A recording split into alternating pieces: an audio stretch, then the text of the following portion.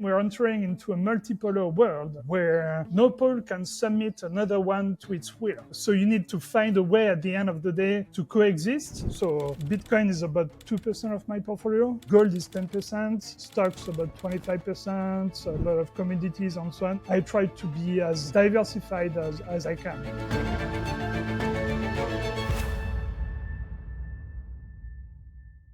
Hey everyone, welcome back to the show. Joining me this week is one of my favorite geopolitical analysts, Arnaud Bertrand.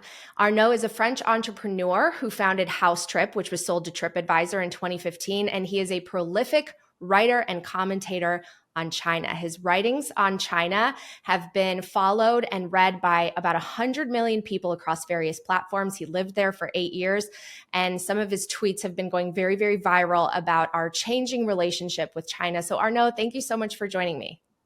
Thank you, Natalie. I'm glad to be here. Well, we have lots to talk about, and I was hoping before we zoom in on specific topics that you could just paint sort of the big picture for us. How do you see the changing global geopolitical landscape, and what are the major forces that are really reshaping it?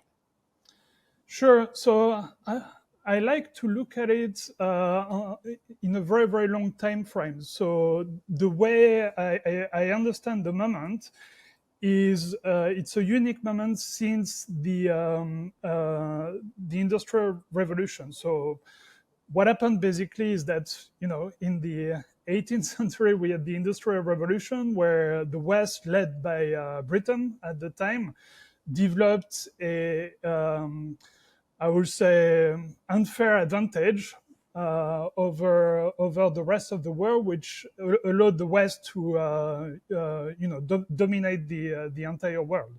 And that's basically been the situation since then. And we are arriving at the end of that period, where for the first time since, you have a non-Western actor, which is China, that's reaching technological levels on par with the West, creating a situation where the West is not dominant anymore. We're arriving in a multipolar world. Some might say that during the Cold War that was kind of the case, but Russia was, it's not anymore today, but it was kind of a Western power. I mean, at the time of colonization and so on, Russia was one of the colonizers of China, for instance. So it's I lump it in that in the West in my framework. So yeah, that's the big change, and I think it will lead to a world that in many ways resembles what we used to have before the Industrial Revolution. Can you talk a little bit more about how this multipolar world is really emerging? Because so many of my listeners and viewers only know the world as a very US centric, the rules based order, so to speak, with the dollar at the very heart of that system, which has allowed America to have quite an immense amount of privilege, but it's also hollowed out the thing that once made it great, right? Our industrial base, we were once the creditor of the world, and things are really changing. And China has many strategic advantages over us that I think there is not a lot of consensus about when it comes to those in power and those on Wall Street. Sure. So I think there are a lot of misconceptions about what China wants to achieve in that world. Many people think that China will resemble the US, basically aim to be a replacement of the US in the same hegemonic manner. But I think China operates in a completely different framework.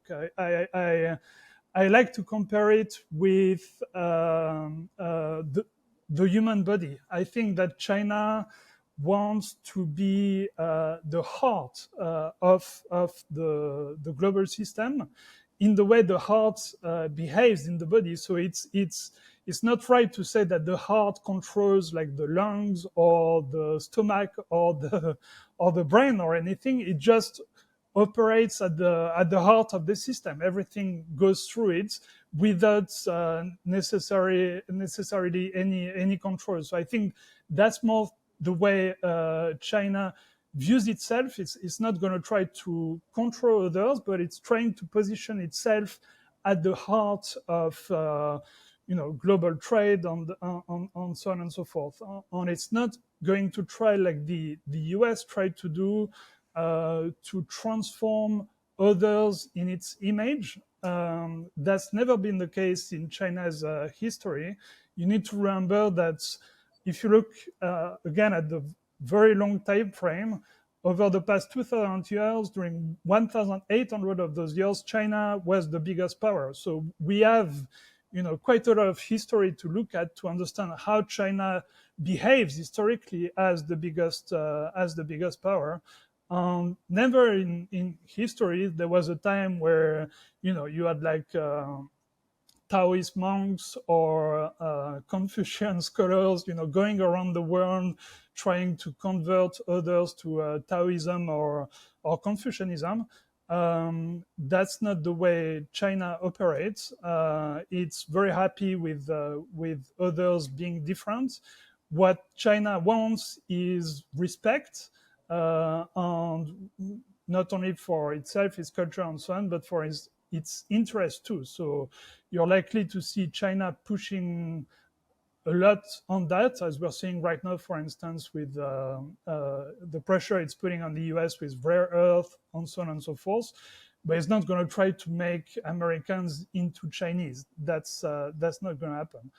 And when it comes to currency and the dollar, I think that works in very long time frames. We are not going to see anytime soon another currency taking over the dollar as a global reserve currency. I don't think so. In fact, if you look at Chinese trade, they still use the dollar to a very large extent. I was recently looking at the share of dollar in purchase of Saudi oil, for instance, and it's still something like more than 80%. So I think China is relatively comfortable with using the dollar, but wants to insulate itself from weaponization of the dollar.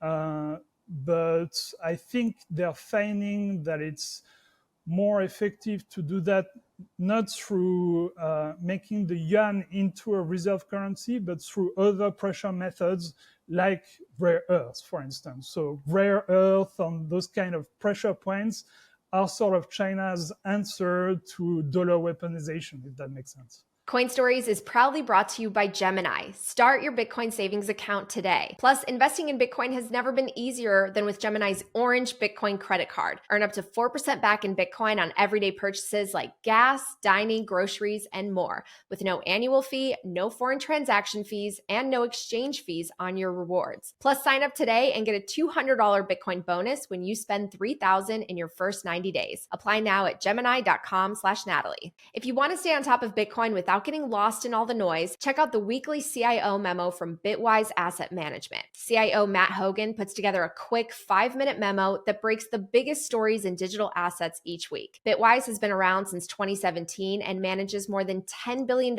across 30 plus strategies. The weekly CIO memo is bold, sharp, and totally free. Just go to bitwiseinvestments.com/CIO memo. And always, of course, carefully consider the extreme risks associated with crypto. Coin Stories is also brought to you by Bitdeer, a global leader in disruptive technology for Bitcoin mining and high-performance computing for AI.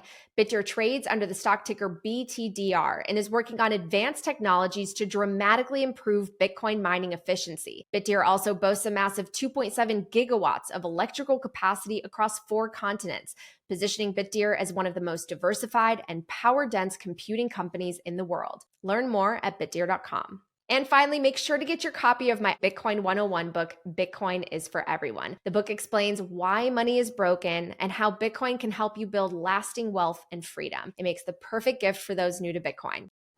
Well, we are seeing more net settlement in gold, and China's been buying more gold over the last few decades. Can you talk to us about, are we moving into a more neutral reserve asset environment in this multipolar world? Because I agree with you that the yuan won't be the reserve currency, but it seems like we're moving more towards almost a step back and moving towards gold.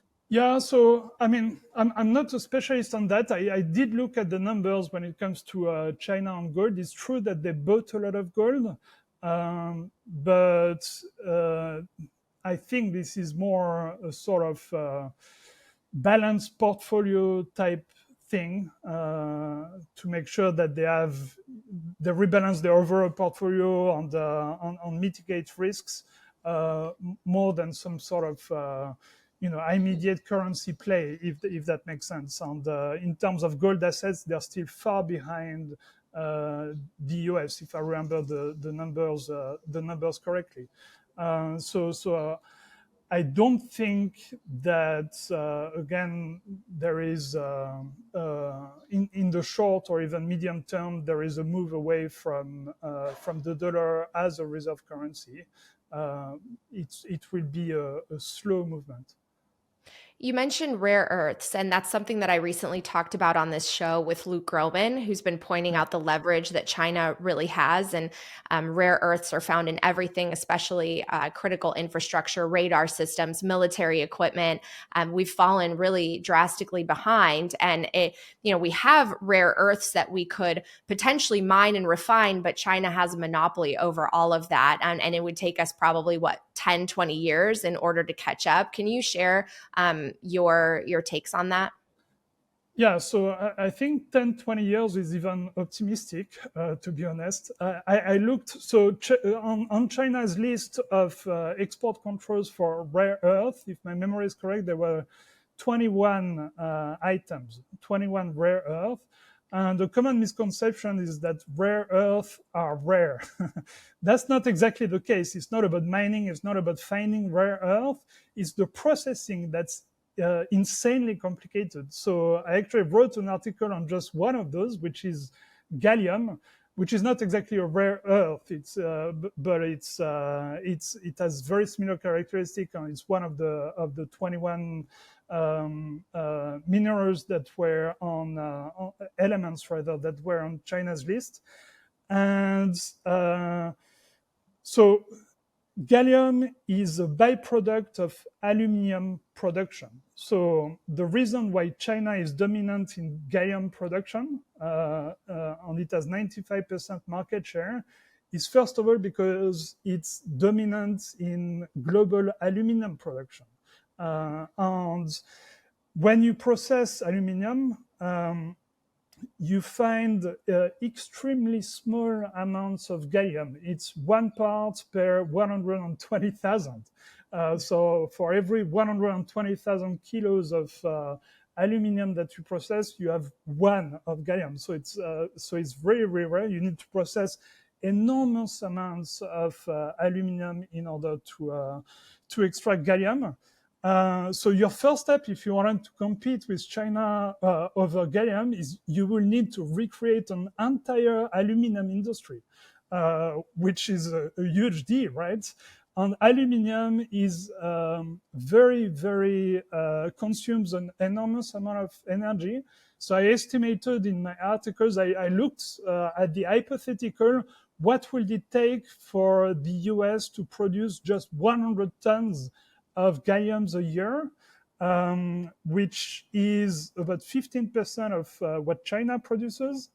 And just in terms of energy, that will mean the equivalent of building 6 nuclear plants. So, that before actually rebuilding an aluminum industry, you need to build the energy for it, right? And we just saw recently in the US, they built 2 nuclear plants in Vector, and that alone took 11 years. So you will need to build 6 to recreate aluminum industry. Once that's done, you need to recreate the aluminum industry.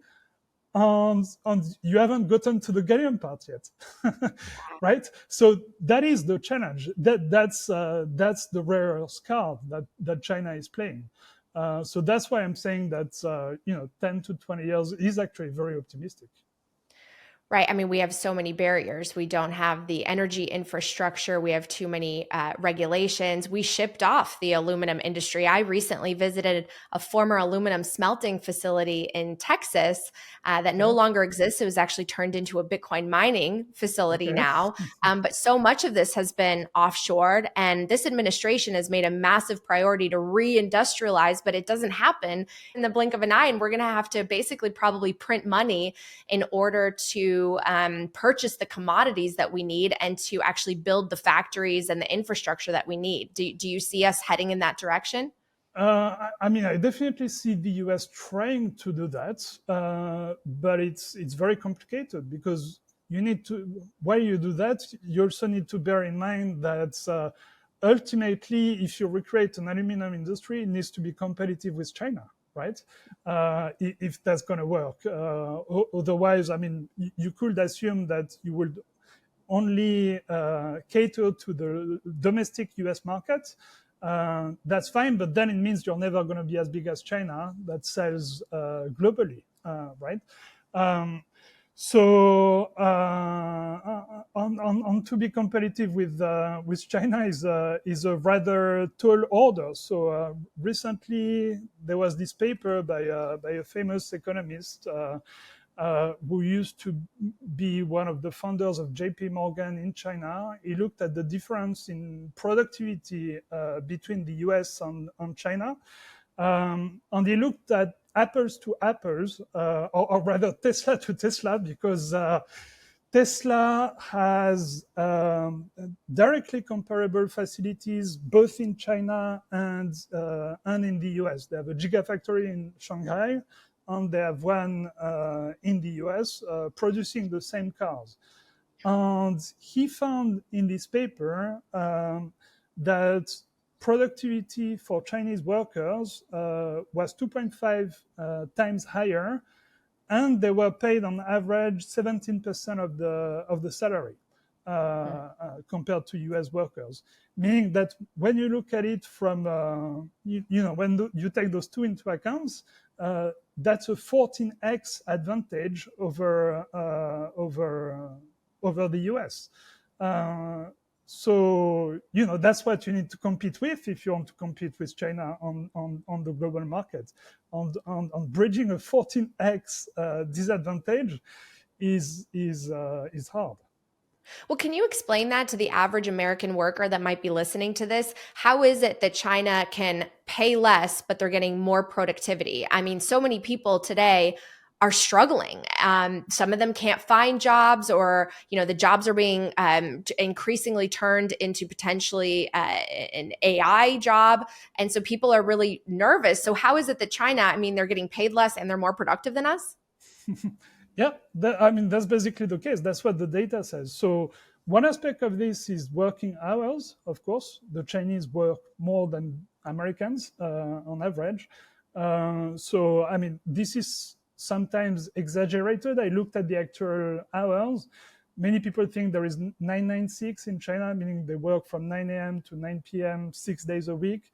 That's not exactly true. That will make it 72 hours a week, but if I remember correctly, the numbers I arrived at was closer to like 58 hours a week. So it's less than 72, but it's still significant. I think the average worker in America is closer to 40 hours a week. So already right there, you have a significant difference that accounts for a lot of the productivity gains. And then something that China is very, very good at compared with the US is education, especially, what do you call that, specialized schools in specific crafts. So it has millions of students that learn very specific, industrial crafts, which make them more qualified on average Right. for those than the average U.S. worker. Who says more qualified means more productive? So it's a combination of things basically. And then of course there is the salary aspect. So they're paid, 1/5 of American workers on average, but also things are much cheaper in China. So it doesn't mean that they have 1/5 of the lifestyle of the average American workers. If you go to a Chinese supermarket, things actually probably cost 1/5 of the US, right? So yeah, that's basically what's the situation. Yeah, I would guess that they have far more welders, electricians, really true blue industrial workers that we Absolutely. essentially shipped off, right? We have a bunch of people that have liberal arts degrees and people that have had white collar jobs that are now going to be replaced with artificial intelligence. Yeah, exactly.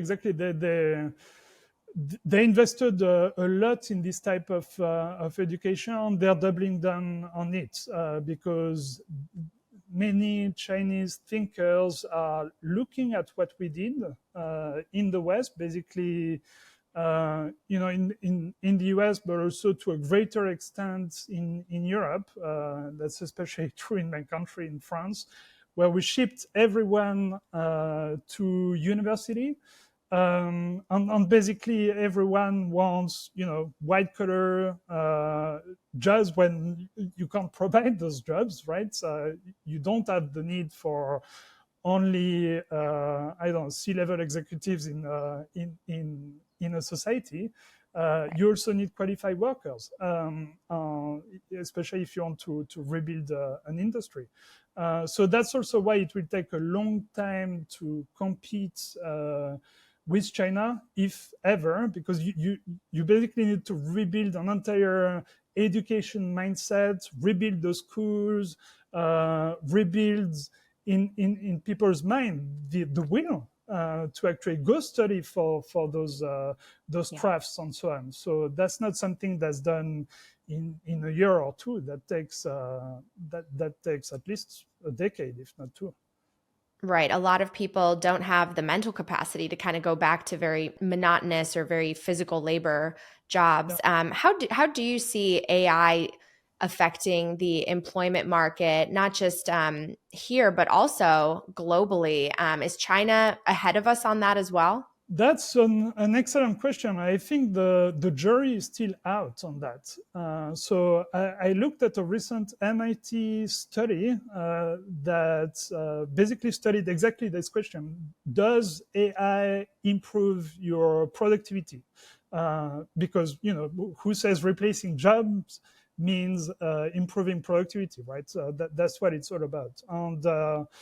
And so they surveyed a very large number of firms that had adopted AI. Um, and 95% of those replied that it had done nothing so far for their productivity. So it means that so far the answer is AI is not exactly replacing jobs, and that's a bit of a paradox compared to the narrative that we commonly hear.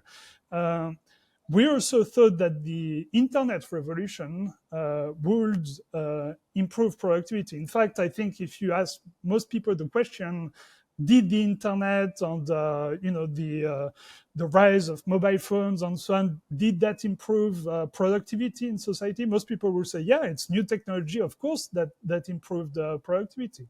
But if you looked at global productivity or productivity in developed countries since the early 2000s, the growth of productivity actually goes down. Mm. So it might even have worsened it. So I don't know why exactly that is. Maybe people spend more time on YouTube instead of working or something like that.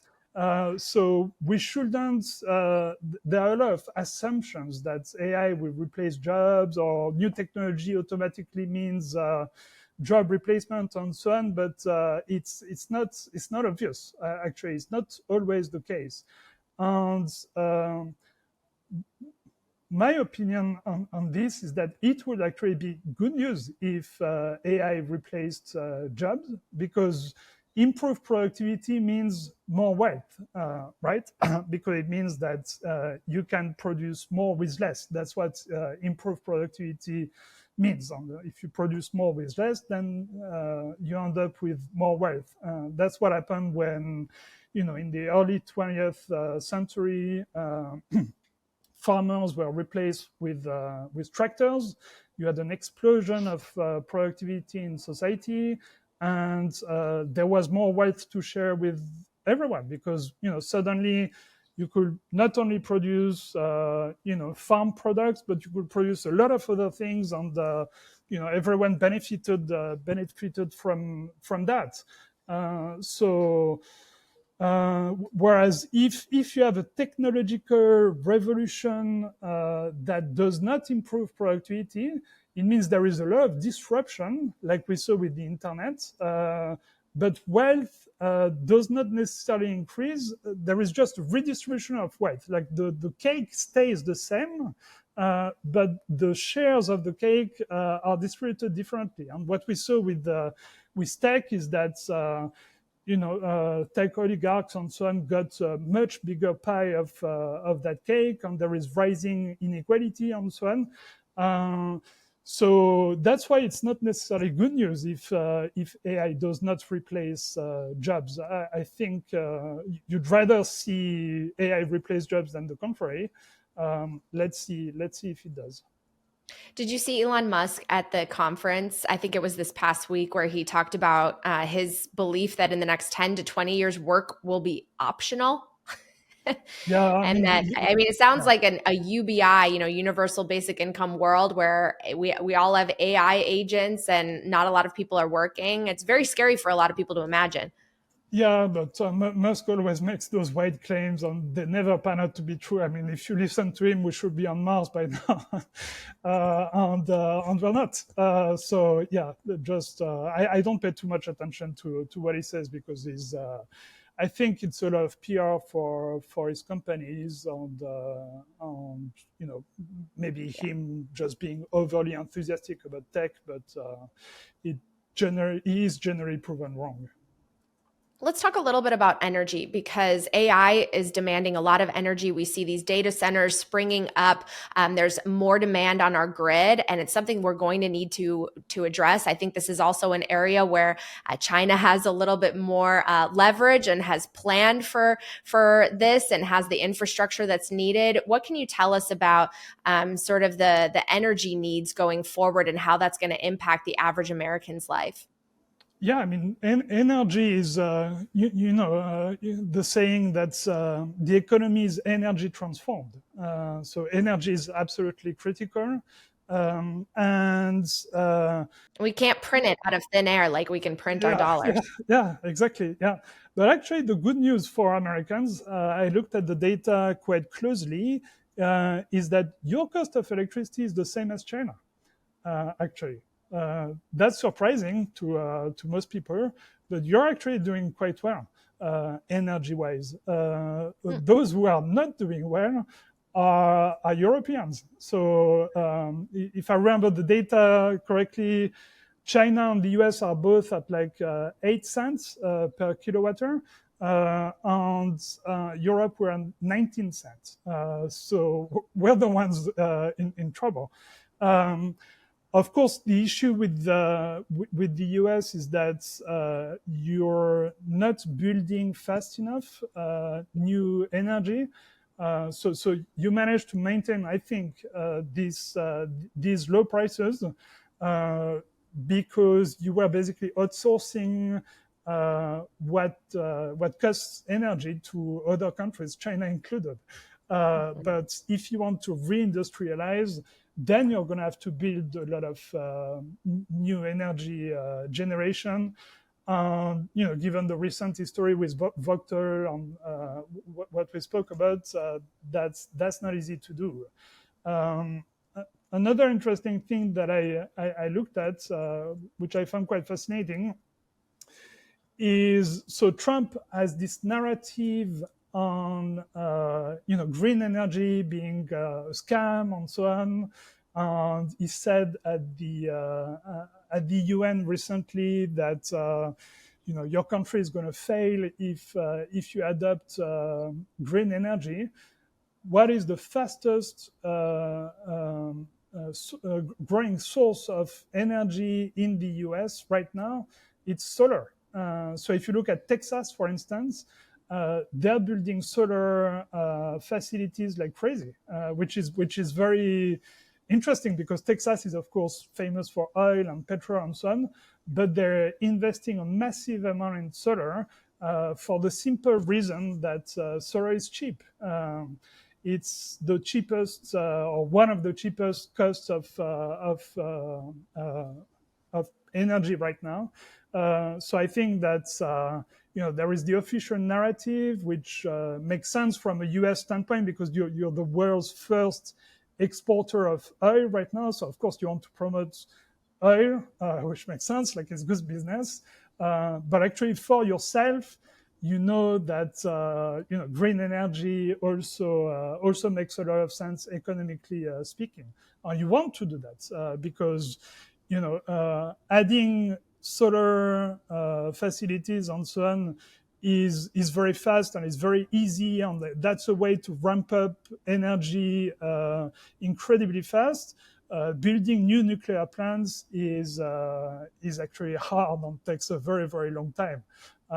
So it's good news for Americans if you actually go do more green energy, because that's a practical, cheap, and fast way to increase energy capacity. It is really sad what Europe has done to itself, really. I mean, it's becoming less and less energy Yeah, independent, and the costs are rising for the average European. I'm from Poland, so I follow some of the European news more closely than the average American, and it just seems like they're really struggling, and a lot of times siding with the West, their Western allies, has really been harming them in many ways. yeah, absolutely. I mean, they cut relationship with their biggest energy supplier, so of course that's going to have consequences, right? Obviously, and also there has been a lot of ideology. So, for instance, in Germany, where there was a big anti-nuclear movement, Hmm. which means that they destroyed all their nuclear plants, pushed by green members of the government.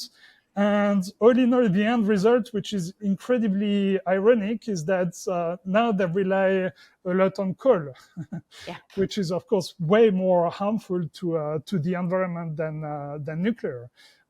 So yeah, it's just senseless, basically. And they recently cut themselves off because of pressure from the US when it came to chips, right? A Dutch company. And then now they're saying, hey, China, please give us chips. Uh, yeah, so I mean, that's the Nexperia, the Nexperia story. So Yeah. Nexperia is a company based in Holland Hmm. uh, that had been owned by China for a few years by a company called Wintech. Um, and it's a very large company. So it's 14,000 employees, most of them in Europe, that's supplying not latest generation chips, but sort of mature chips, a lot to the auto industry. And so the European auto industry, and also to a large extent the US auto industry, is very reliant on Xperia.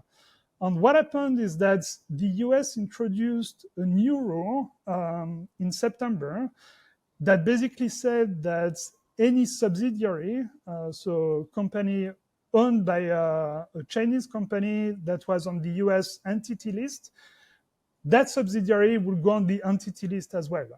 It's called the BIS 50% rule. And that was the case of Nexperia. So Wingtech, Nexperia's parent company, is on the US entity list since December last year. So it would have meant that Wingtech will basically be sanctioned by the US, which is incredibly damaging to any company because you can't use the dollar, you can't do any business with any US persons or companies and so on and so forth. So it would have been a big blow. But the US told the Dutch, we have a easy solution for you. Just steer the company away from the Chinese, and then we won't apply the sanctions. And that's what the Dutch did. They invoked a very old World War II era law that had not been applied since 1952 to requisition strategic stuff during wartime. And they say we requisition Nexperia, and the Chinese are out.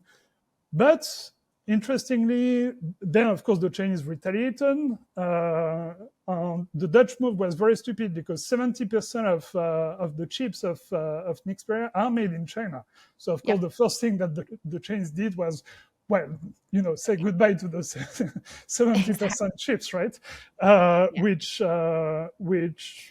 was incredibly damaging to the European auto industry and to the US as well, by the way.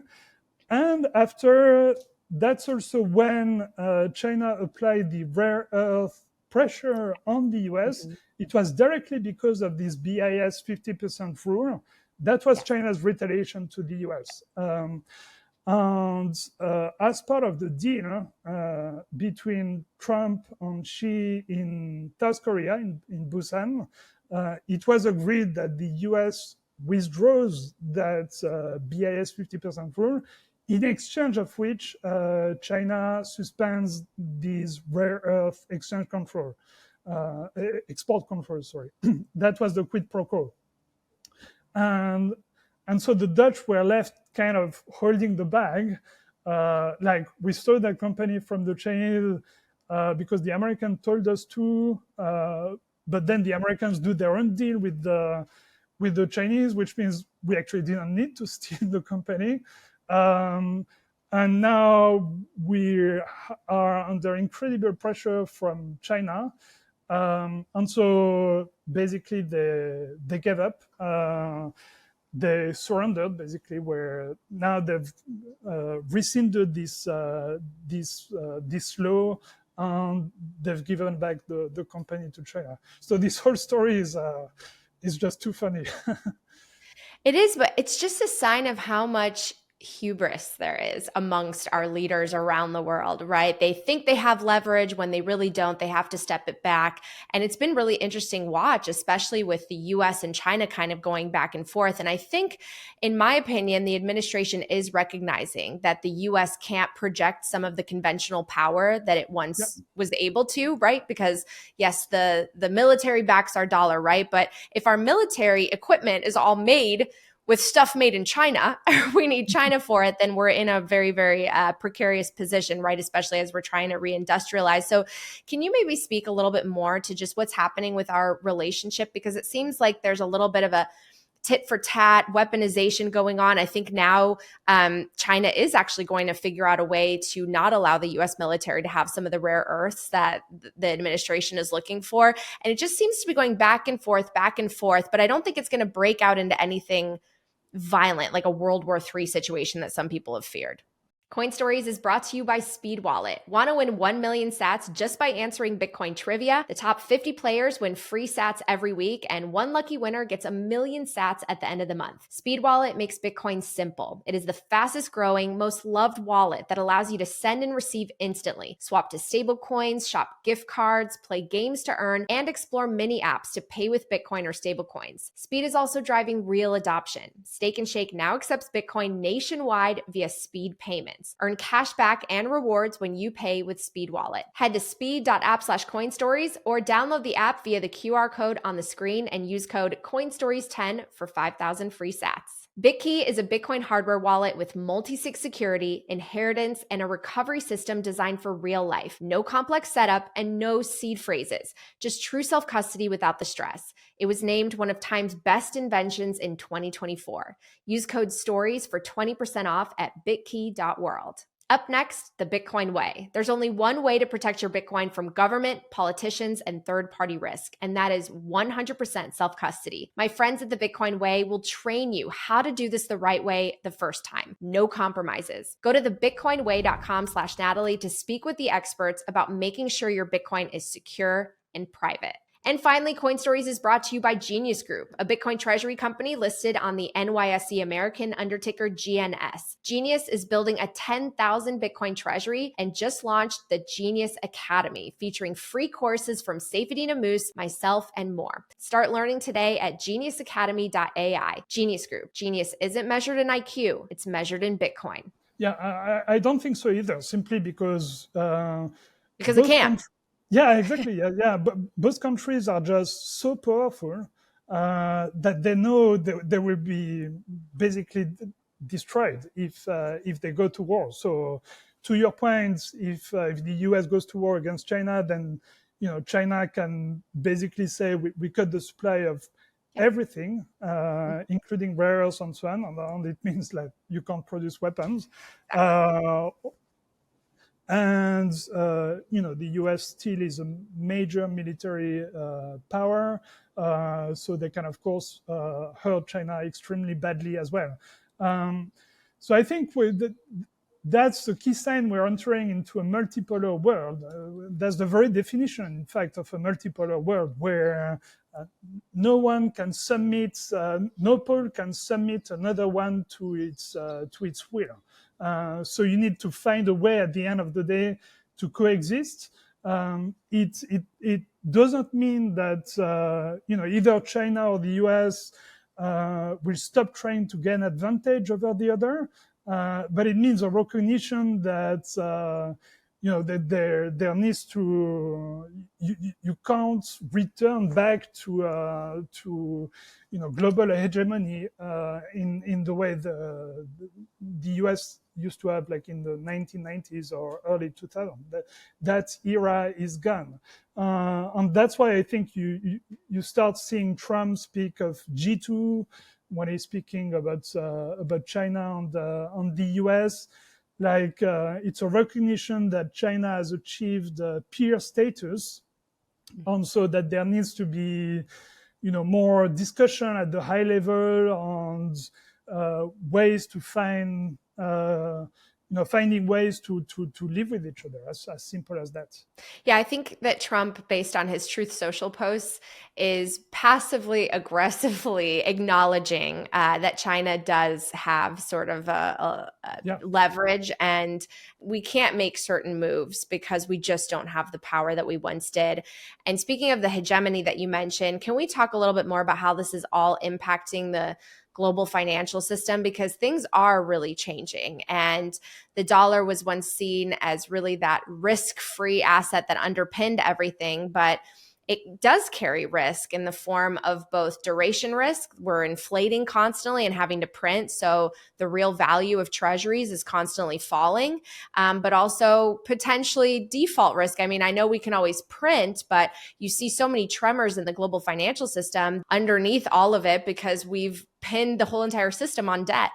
Yeah, so I think, I mean, it's an issue. In fact, most countries have. If you look, I've recently posted on Japan, for instance, its own debt is even far bigger than the US. They're at 235% of GDP, when the US, if I remember correctly, you're around 150% or something like that. And still, a huge advantage that the US has is that it can export its problems to the rest of the world, because it's decreasing, but it still has this global reserve currency, which is the dollar. So when the US has inflation, it can export its inflation away to the rest of the world, something that Japan, for instance, cannot do. The primes stay at home. I do, however, agree with you that it is unsustainable. At some point, that there will need to be some sort of change, reckoning of some form. I think the Trump administration is trying various tricks to try to solve this issue, like the stable coins and all those things. Uh, but the fact remains that it's unsustainable to just spend much more money than you have on live on credit, and so at some point that needs to stop, and you need better management of the economy. That's the real solution. But it's politically extremely unpopular because it means that more taxes and more, working harder on all those things that people don't like, spending less on social programs, all those things are incredibly politically unpopular. So yeah, that's also one of the downsides in many ways of liberal democracy, where you need to get elected, and so you cannot get elected on a program of I'm going to tax you more, I will give you less money, and by the way, you need to work more, right? Right. Yeah. Exactly. Yeah. We are in a crisis, I would say. I mean, our real interest expense, which is our interest plus all these obligations, these entitlements that we have, right, that we will keep funding because we sort of have to, the Social Security and the Medicare and all of that and the military.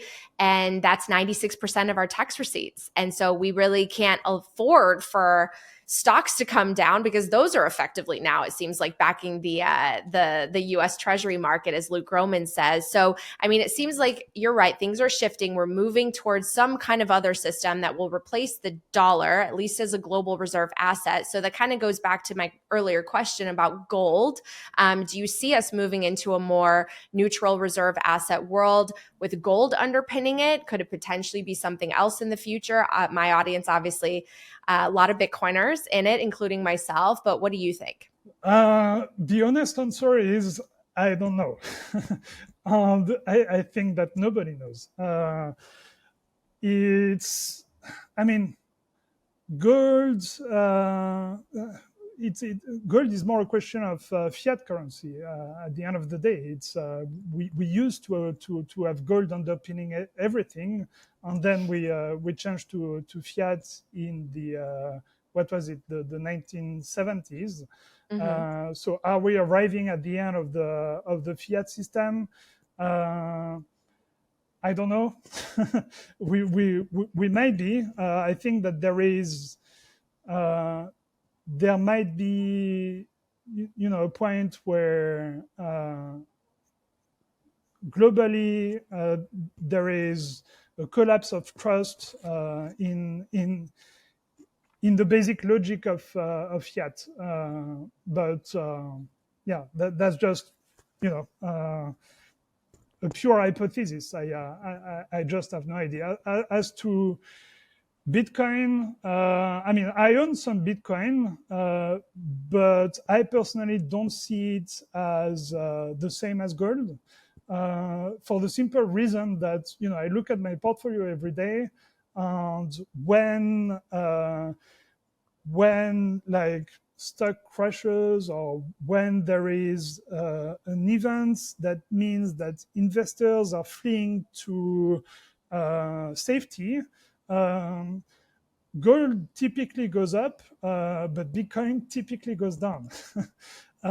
So it means that it is an asset that's more, at least in its behavior, similar to stock than it is to gold by definition. I think I haven't seen correlation, but I'm sure that if you will do a correlation analysis, it will be more correlated with the stock market, perhaps even tech stocks, than it is with gold.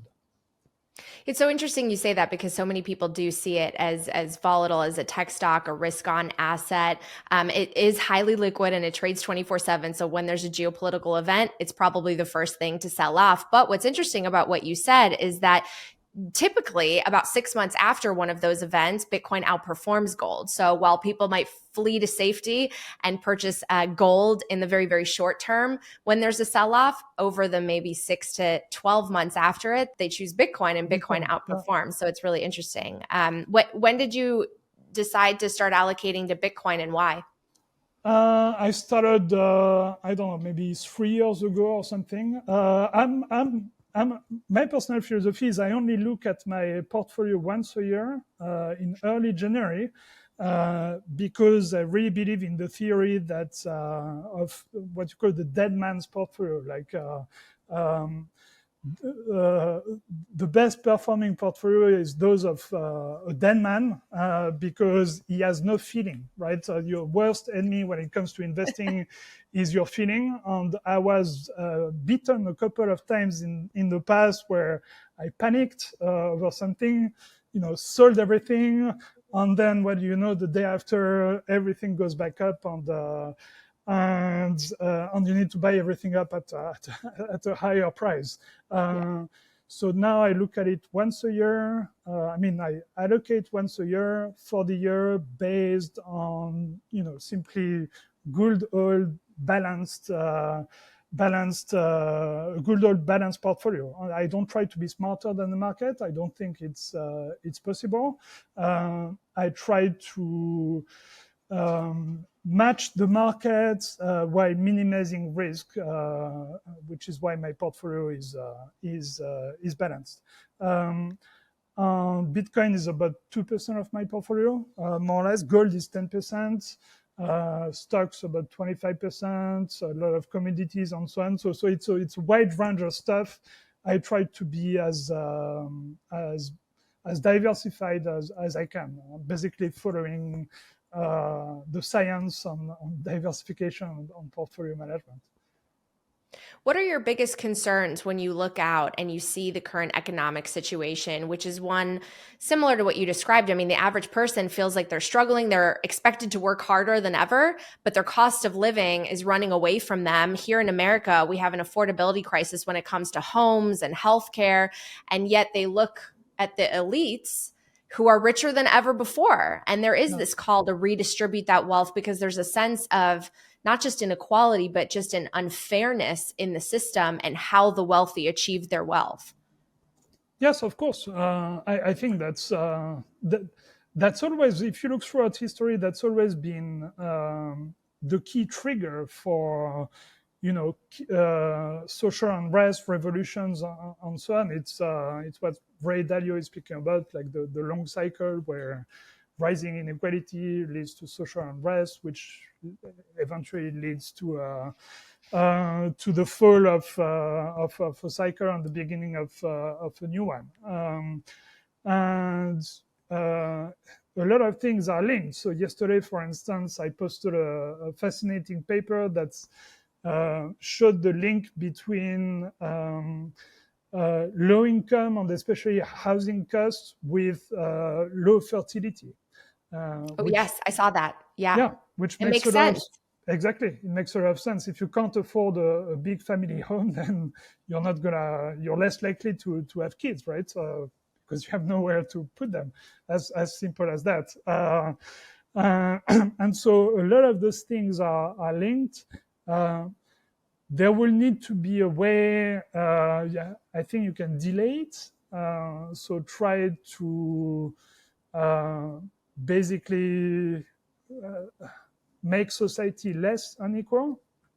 And politicians should do that, but it's often hard, especially in some systems like the US, which is, if we're fair, very corrupted by money. If you look at who's around Trump, for instance, it's a lot of billionaires and so on. He's a billionaire himself, of course.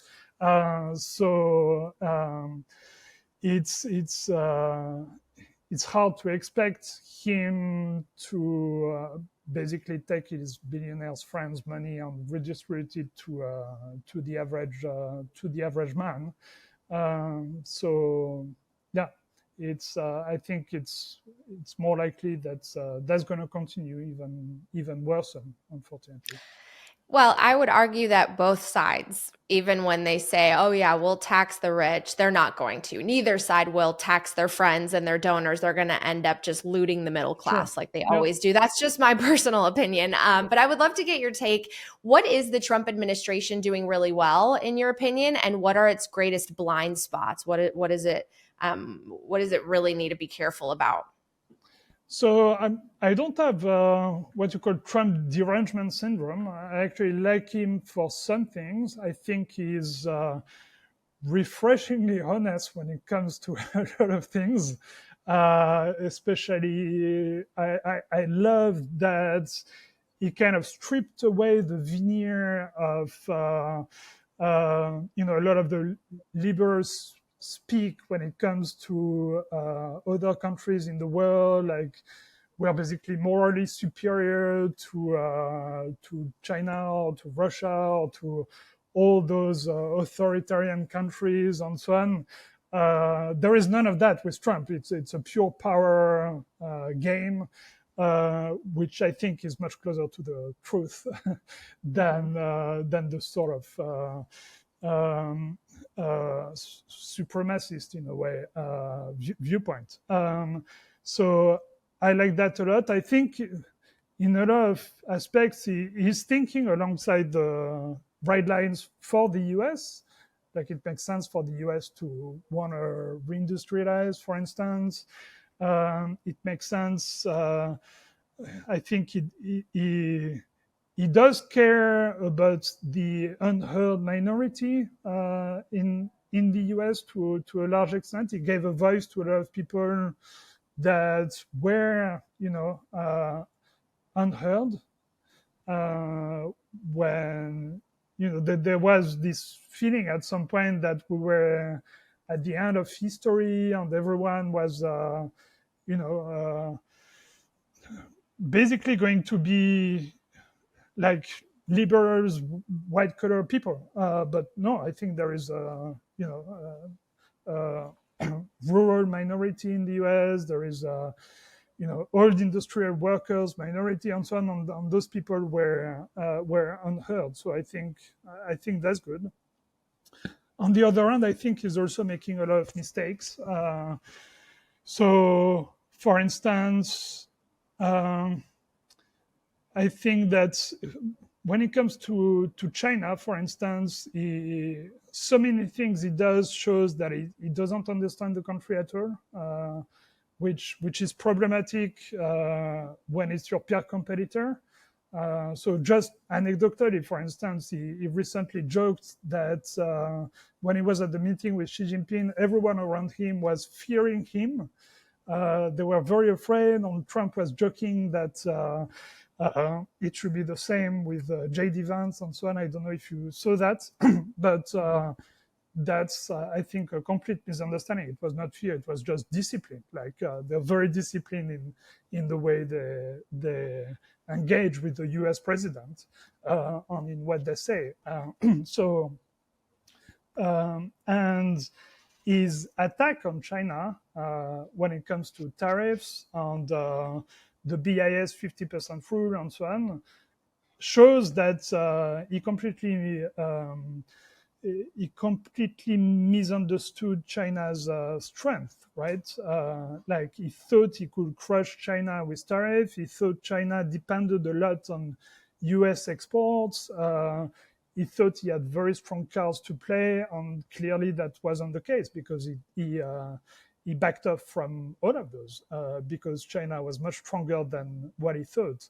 And that's a lot of the advocacy I'm doing when it comes to China online. A lot of people are misinterpreting it as me being a CCP agent or whatever, which is ridiculous. My basic point is that we're actually, as the West, hurting ourselves much more than we hurt China when we don't understand them.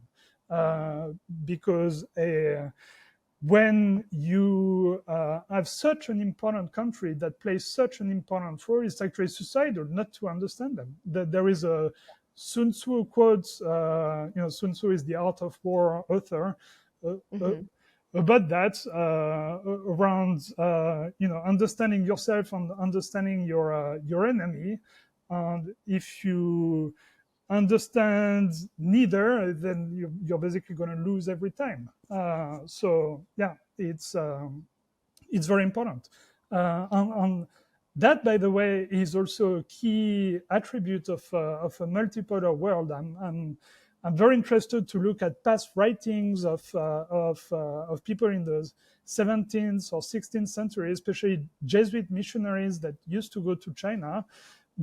There is none of the ideology that we see now, like around communism, around how bad China is, and so on. They went there from a place of genuine understanding. They were genuinely trying to understand China, because at the time China was extremely powerful. So in order to convince them, they were missionaries. They wanted to convert the Chinese to Christianity. In order to convince them, you could not do that by force. You could only do that by argument. And in order to convince someone by argument, first of all, you need to understand how they think, where they come from, and so on. So there needs to be a genuine understanding as a first step if you want to convince someone in a multipolar world. And that's why I think we're more and more going to see my type of narrative on China, which comes from a place of genuine understanding, than the sort of Cold War propaganda style McCarthyism that we've seen in the past few years. It's such an interesting analogy because there's almost a parallel to money. I mean, if we can print the global reserve currency and we can weaponize it, that is doing something by force, as opposed to something like gold or a more neutral reserve asset.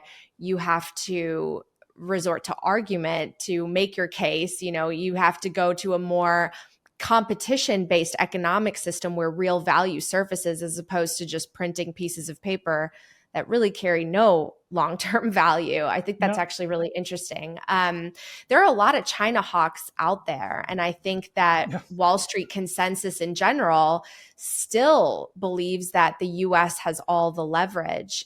Do you think that consensus is going to change? Absolutely. Absolutely. I think it's anything that's out of step with reality is going to change in two ways. Either they will adapt to reality to survive. They will realize they're wrong and that they need to base their actions on narrative, on reality, or because they persist in analyzing the world in the wrong way, they will keep doing mistakes, and they will be less powerful as a result, which is a lot of what we've seen when it comes to China. So many of the actions that the US has taken was taken from a place of hawkism and hubris and so on. Not only with regards to China, by the way, a lot of the actions of the US in general, like the war on terror and so on and so forth, and that's not done the US much good. In fact, the very reason why we are in a multipolar world is because of US hubris. The US shot itself in the foot, right? So at some point, there needs to be a reckoning that when you act with this mindset, this ideology, it's not good for you. Like China, it's actually better for China than it is for you. Mm-hmm. I really want to visit China. I've been reading so much about these US executives that are flying over there and saying that it's basically like glimpsing the future. Like they are 20 years ahead of us in terms of technology. I know you lived there for a long time. I find China to be fascinating for so many reasons, because it seems like when you think about the global financial system and the monetary system and how it's shifting, China is operating almost in a more capitalistic way than the US, which has had a monopoly over money for so long. But how Americans understand Chinese culture and the Chinese government, we think of it as just this very communist place with total authoritarian control, total surveillance, digital, credit scores, the things that Americans really fear the most. But they've been able to really subsidize a lot of the most important infrastructure, and they've become the factory of the world and now the creditor of the world. And it's just so interesting, the dynamics. And America has changed so much too, and we can no longer say that we are the beacon of freedom that we've always been. And I don't know, I just find the shift so interesting, and I have to go there to see for myself. Yeah, you definitely should go. It's a fascinating place. There are a lot of myths that are told. For instance, that social credit score does not exist. That's a myth. That's a complete legend. No one in China has Really? a social credit score. Yeah. That's you go to China. You ask someone on the streets. Just 5 minutes stepping out of the airport, you can ask anyone on the street, "What's your social credit score?" Everyone will look at you like, what are you talking about? It just doesn't exist. Did they do test pilots of this? They might have in one or two small villages or something like that, but I've personally traveled to every single province in China except for two. I've traveled a lot in China. I've never seen any trace of it. What So does interesting. Yeah, what does exist is a system, that's often the misunderstanding. They have a system of blacklists, which means that when you do certain actions, especially related to financial actions like fraud and so on, you can go in front of a judge who will place you on a blacklist, which means that you cannot take the fast train, you cannot take the plane, you cannot borrow money anymore. So you're punished in a number of ways until you repair the damage that you've made. Hmm. Meaning, if it was a fraud, then you reimburse people you defrauded, for instance. So I personally know two people who are on the blacklist, so I'm very familiar with the system. So that does exist. It has nothing to do with the score that follows your daily life or anything. That's not true. That doesn't exist. It has to do with you did one specific action, someone basically sued you over this, and then you're punished that way. So it's similar to being on the, to some extent, the no-fly list in the US, or in France, we have this notion of interdit bancaire, where you're forbidden from banking because you've done certain things. So, it's more similar to this than the myth we have of the social credit score in Western media. Very interesting. Well, I know we're running out of time, but I did want to ask you, just when you look out at the next 5-10 years, with all of these forces converging and technology taking over more and more in terms of digital intelligence, are you hopeful about the next 5 to 10 years and the standard of living for the average person, or are you concerned? The answer is it depends where.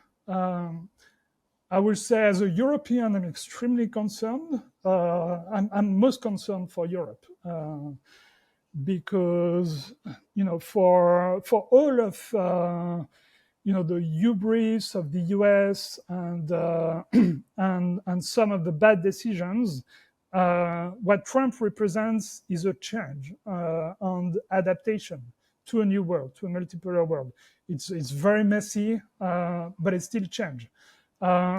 So that's more positive than Europe, where we're sort of doubling down on the thinking that the US is abandoning right now, on which, because it has not worked, and we're doubling down on that. So yeah, I would say on China, I think has challenges. There is the real estate crisis and so on. But it's also extremely good at change. I think they're making a lot of the right changes, doubling down on innovation, education, technology. In fact, even the real estate move, I think, is the right changes, because what it is deflating a bubble. So I'm also quite optimistic for China. I think if we're in a 5-10 years time frame, the most worrying are Europe. Well, my show is really all about economic empowerment. So, where I want to leave this is, what is your message to the average person in this time where things are changing geopolitically and there's so much uncertainty and political instability? What is your recommendation for the average person to empower themselves financially? That's a good question. But a hard one to answer without sounding cliche. um, I will say, I mean, I can just speak about what I've always done. I basically always followed my passion and my guts, basically, and always tried to educate myself a lot on everything. So, for instance, I'm passionate about China because I live there and so on. I started writing about it without any any conception that it would be useful for my career or anything. It's just I like it. It's a subject I'm interested in. I started writing about it, and now I'm somehow I managed to be an important voice on the topic.